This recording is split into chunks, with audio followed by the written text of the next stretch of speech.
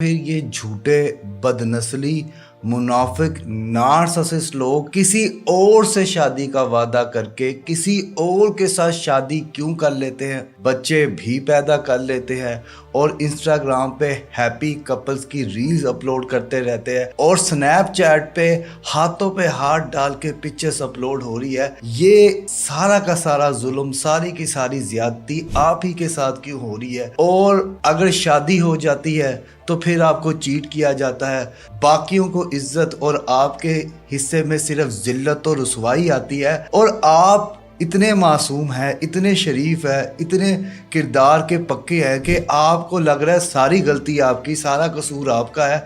आपने स्ट्रेस ली हुई है, आपने एंजाइटी ली हुई है, आपको ऐसा महसूस हो रहा है कि यार उसने मेरा इंतखाब क्यों नहीं किया, मेरे प्यार में क्या कमी थी, या कुछ भी हो के उस इंसान की मोहब्बत पाने के पीछे पड़े और वो आपको मिट्टी में रौंद रहा है। और आखिर में जाके आप खुद से एक ही सवाल पूछते हो कि मेरा मकाफाते अमल कहाँ है, मेरा इंसाफ कहाँ है, मकाफाते अमल होता भी है या नहीं? क्यों झूठा जालिम खुश रहता है और मैं मजलूम होके भी उदास, मायूस और परेशान हूँ?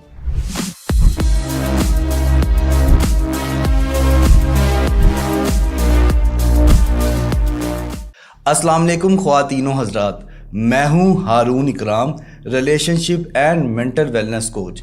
मुझसे एक सवाल बार बार पूछा जाता है कि क्या सर जालिम का मकाफाते अमल होगा, क्या उसे भी सज़ा मिलेगी, क्या उसके साथ भी बुरा होगा, क्या उसके भी आंसू बहेंगे, क्या उसे भी इतनी दर्द होगी, तकलीफ़ होगी? देखिए जी,